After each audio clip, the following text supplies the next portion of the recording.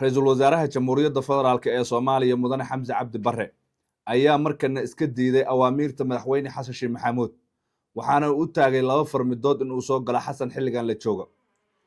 Madaxweyne Xasan Sheikh Maxamuud caqabad ayuu ka wajahayaa baa la yiri dhanka ra'iisul wasaaraha wixii ku dhacay Maxamed Cabdilaahi Farmaajo ee Maxamed Xuseen Rooble oo kale ayaana looga cabsi qabaa. Haddaba sidee bay wax u jiraan?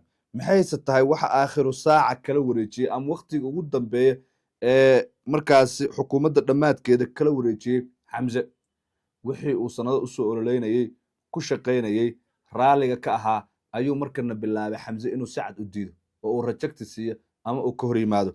Warbixin arrintaasi soo bandhigaysa ayaan ku hayaa golaha mustaqbalka Soomaaliyana waxay soo bandhigeen hindiso cusub oo doorashada qof iyo codka la xiriira.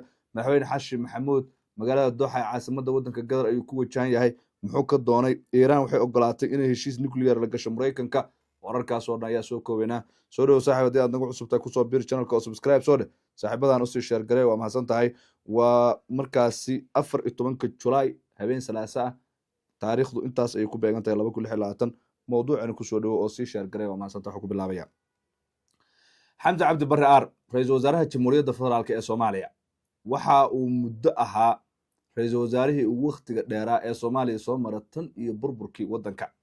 Khayr ayaa iskoorkaas haystay ninkan ayaa sajabiyay. laakiin markan waxay u muuqataa in la joogo halkii ugu dambeysay ay ku kala dhamaan lahaayeen isaga iyo tareenka madaxweyne Xasan Sheikh Maxamuud. ra'iisul wasaaraha waxa uu ka soo horjeestay baa la yiri qodobo dhowr oo dawladdu ay isku dayeyso ama gaar ahaan madaxweyne Xasan Sheikh Maxamuud uu isku dayayo in xaaladda dalka wax uga bedelo. waana qodobadii uu raaliga ka ahaa markii hore Xamse sida aan xogta ku helayno.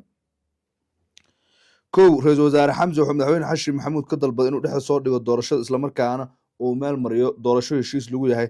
labo inuu joojiyo ku duulitaanka maamulada isaga uu ka soo jeedo Puntland iyo Jubbaland. saddex inuu siiyo awood uu markaasi ku maamuli karo ama xafiiskiisa isaga ku sii haysan karo. horey intaan oo dhan way uga maqnaayeen baa la yiri Xamse xitaa maamulada isaga uu ka soo jeedo ayuu horey ugu duulay oo weerar afka uu ku qaaday Siciid Dani iyo Axmedoobe uu ku tilmaamay inuu madaxweyne u aqoonsaneen. Siciid Dani uu ku tilmaamay nin careysan haddii aad doontana qarax baa la yiri. tani waxay muujisay baa la yiri marka in ra'iisul wasaaruhu uu soo noolaaday isagaa dhihi jiray Soomaaliya dib ayay u soo noolaanaysaa. hadda reerkiisa daarood ee Puntland iyo Jubbaland waxay leeyihiin Xamse marxuum isagaa soo noolaanaya horey marxuum uga bixiya ninkan. wiilka Xasan Sheikh xitaa waa ugu yeereen waana erey aflagaada ah markii loo eego in loo adeegsado shakhsi dhan oo madax ah in loogu yeero wiilka hebel uu dhalay oo ugu hadde ma uusan dhalin. Siciid Cabdilaahi Dani iyo ninka la yiraahdo Axmedoobe ayuu caqabad ku ah baa la yiri ninkan oo Xasan nin Yasmaan ah ayuu ahaa sida lagu eedeeyay. waxaase ugu dambeyn hadda uu ka baxayaa baa la yiri xeyndaabkii muddada dheer uu ku jiray isagoo u soo jeestay inuu xorriyadiisa dib u helo isla markaana uu bilaabo in uu si madax bannaan u shaqeeyo.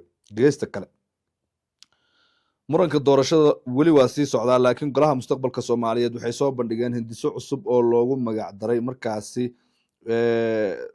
Transitional Director Elections Model 2026 kaas oo lagu tilmaamay qorshe lagu doonayo in Soomaaliya si tartiib ugu gudubto nidaamka doorashooyinka dadban loona jiheeyo doorashooyin ay shacabku si toos ugu codeynayaan wakiiladooda. hindisahan ayaa soo jeedinaya in markii ugu horeysay muwaadinka Soomaaliyeed ama muwaadiniinta Soomaaliyeed ay codkooda si toos ah ugu doortaan xubnaha baarlamaanka federaalka iyo xubnaha baarlamaanada dowlad goboleedyada iyada oo la ilaalinayo nidaamka awood qaybsiga 4.5 inta lagu guda jiro marxaladan kala guurka ah. golo waxa uu sheegay in qalabkan uu isku dayayo ama aan qaabkan aan raahday waxa uu qaabkan isku dayayaa buu yiri inuu isku dheelitiro baahida loo qabo doorashooyinka dadweyne iyo duruufaha siyaasadeed ee dalka ka jira si aanay u dhicin qalalaase ama khilaaf ka dhasha isbedelka degdega ah ee lagu sameeyay habka doorashooyinka. marka la eego qaabka la soo jeediyay codbixiyaashu waxay isdiiwaangelin karaan ama codbixiyaashu waxay iska diiwaangelin karaan isla maalinta doorashada taasoo meesha ka saaraysa baahida loo qabo diiwaangelin muddo dheer socota. kadib marka ay diiwaangelintu si toos u dhamaato qofka waxa uu codeynayaa cidda uu doono ama kursiga uu doonayo inuu codkiisa markaasi siiyo. hindisuhu wuxuu sidoo kale caddaynayaa in musharaxa hela codadka ugu badan ee kursi kasta uu si toosa ugu guuleysanayo xubinnimada baarlamaanka iyadoo aan markaasi loo adeegsanayn habab kale oo dheeraada oo lagu kala baxo. sidoo kale qorshahan waxaa ku cad in doorashooyinka kala guurka aysan ka qaybgeli doonin xisbiyo siyaasadeed halkii ay xisbiyadu door ku yeelan lahaayeen. waxaa sii jiri doona nidaamka hadda jira ee ku saleysan qoondaynta kuraasta si loo ilaaliyo isu dheelitirka siyaasadeed inta lagu guda jiro marxaladan. doorka odayaasha dhaqanka ayaa isaguna sii ahaanaya mid muhiima maadaama ay sii wadi doonaan mas-uuliyadda qoondaynta kuraasta beelaha iyo beel hoosaadyada, taas oo golaha mustaqbalka Soomaaliyeed uu sheegay inay lagama maarmaan u tahay ilaalinta wadajirka iyo is-afgaradka bulshada.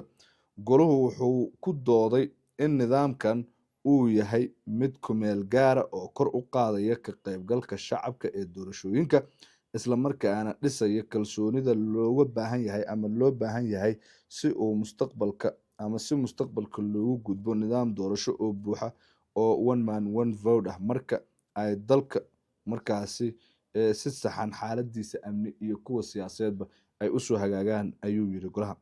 soo jeedintan waxay kusoo beegmaysaa xilli ay wali taagan tahay dooda xoogan ee ku saabsan nooca doorasho ee Soomaaliya ka dhici doonto dabayaaqada sanadkan aan ku jirno ama bilowga sanadka soo aadan, iyada oo dowladda Soomaaliya, dowlad goboleedyada iyo saamileyda siyaasadeed ee wadanka weli ay markaasi wadaan wada hadallo la isugu soo dhawaanayo isla markaana xal loogu gaarayo xaaladda cakiran ee xilligan Soomaaliya ka jirta.